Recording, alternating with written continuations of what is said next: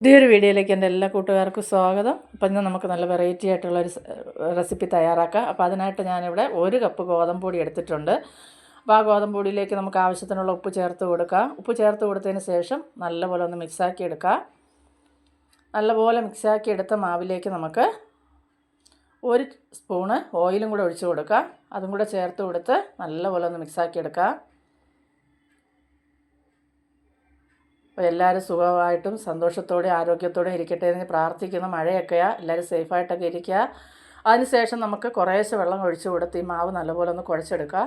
അപ്പോൾ ആദ്യമേ ഒരുപാട് വെള്ളം ഒഴിച്ച് കൊടുത്താൽ മാവ് ഒത്തിരി ലൂസായിപ്പോയി വീണ്ടും പൊടി ചേർത്ത് കൊടുക്കേണ്ടി വരും. അതുകൊണ്ട് കുറേശ്ശെ വെള്ളം ഒഴിച്ച് നല്ലപോലെ ഒന്ന് കുഴച്ചെടുക്കുക.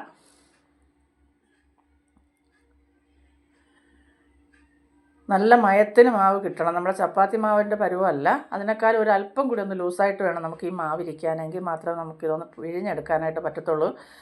അപ്പോൾ അത് നല്ലപോലെ മാവൊന്ന് കുഴച്ച് എടുത്തിട്ടുണ്ട്. ഇനി നമുക്ക് ഈ മാവൊന്ന്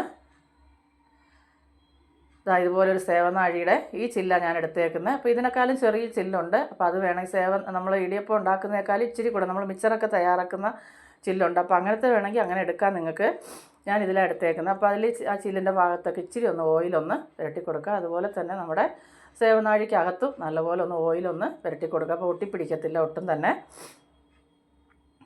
ഇനി നമുക്ക് മാവ് സേവനാഴിയിൽ വയ്ക്കാം. അതിനുശേഷം ഒന്ന് അടച്ച് മാറ്റാം.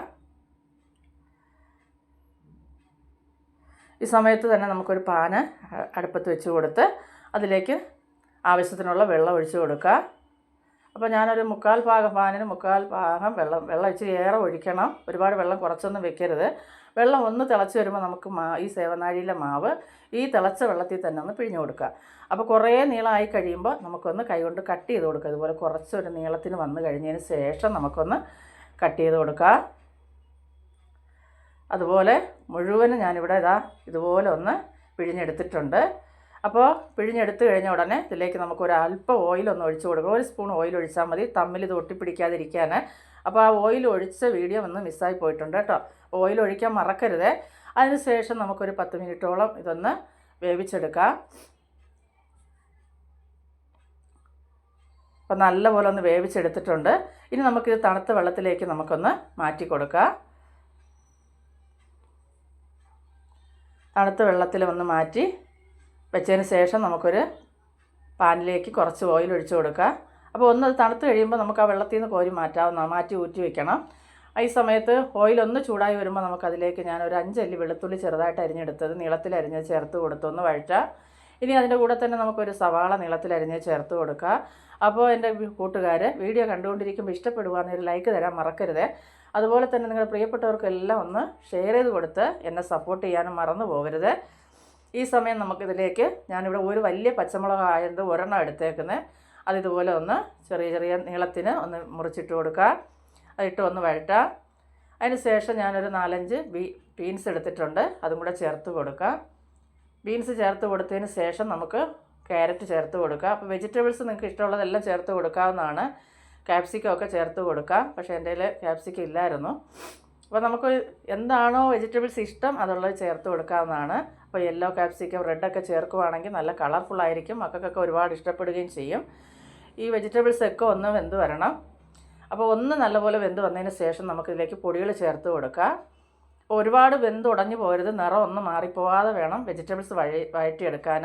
അതിലേക്ക് ഞാൻ 1 സ്പൂണ് കാശ്മീരി മുളക് പൊടി ചേർത്ത് കൊടുത്തിട്ടുണ്ട്. അതുപോലെ തന്നെ 1 സ്പൂണ് സോയാ സോസ് ചേർത്ത് കൊടുക്കുക.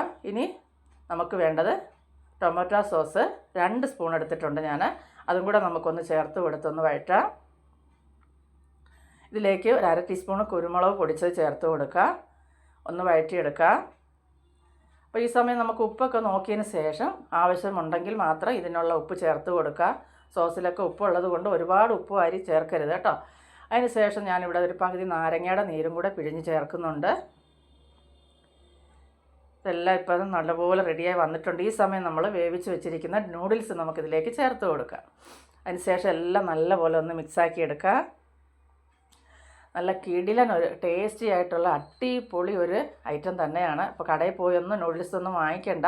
ഇനി ഇച്ചിരി കൂടെ ഇത് നൈസായിട്ട് കിട്ടണം എന്നുള്ളവർ ഞാൻ നേരത്തെ പറഞ്ഞതുപോലെ ആ ചെറിയ ഹോളുള്ള ചില്ലിൽ ഒന്ന് പിഴിഞ്ഞെടുത്താൽ മതിയാവും കേട്ടോ. അപ്പോൾ ഇങ്ങനെ കുറച്ച് നമുക്ക് നല്ലപോലെ ഒന്ന് മിക്സാക്കി എടുത്താൽ നല്ല അടിപൊളിയായിട്ടുള്ള നമ്മുടെ റെസിപ്പി ഇവിടെ റെഡി ആയിട്ടുണ്ട്. അപ്പോൾ എല്ലാവരും ഒന്ന് തയ്യാറാക്കി നോക്കുക. വീഡിയോ ഇഷ്ടപ്പെടുകയാണെങ്കിൽ ചാനലൊന്ന് സബ്സ്ക്രൈബ് ചെയ്യാനും തൊട്ടടുത്തുള്ള ബെൽ ബട്ടൺ ഒന്ന് അമർത്തി ഓൾ എന്നുള്ള ഓപ്ഷൻ ഒന്ന് എനേബിൾ ചെയ്യാനും മറക്കരുത്. അങ്ങനെ നമ്മളിതാ നല്ല ഹെൽത്തി ആയിട്ടുള്ള ഒരു ഡിഷ് ഇവിടെ തയ്യാറാക്കി എടുത്തിട്ടുണ്ട്. അപ്പോൾ എല്ലാവരും ഒന്ന് ഉണ്ടാക്കി നോക്കുക. ഒരുപാട് നിങ്ങൾക്ക് ഇഷ്ടപ്പെടും. മക്കൾക്കൊക്കെ കൊടുക്കാൻ പറ്റിയ നല്ല കിടിലൻ റെസിപ്പി തന്നെയാണ്. അപ്പോൾ ഇത്രയും നാൾ നിങ്ങൾ എന്നെ സപ്പോർട്ട് ചെയ്തതിന് ഒരുപാട് നന്ദി. തുടർന്ന് സപ്പോർട്ട് ചെയ്തുകൊണ്ടേയിരിക്കുക. അപ്പോൾ ഇതുപോലെയുള്ള നല്ല നല്ല റെസിപ്പി കാണാനായിട്ട് ചാനലൊന്ന് സബ്സ്ക്രൈബ് ചെയ്ത് സപ്പോർട്ട് ചെയ്യാനും മറക്കരുത്. അപ്പോൾ നാളെ അടുത്ത ഒരു വീഡിയോ ആയിട്ട് ഓടിയെത്തുന്നവരെ എല്ലാ കൂട്ടുകാരും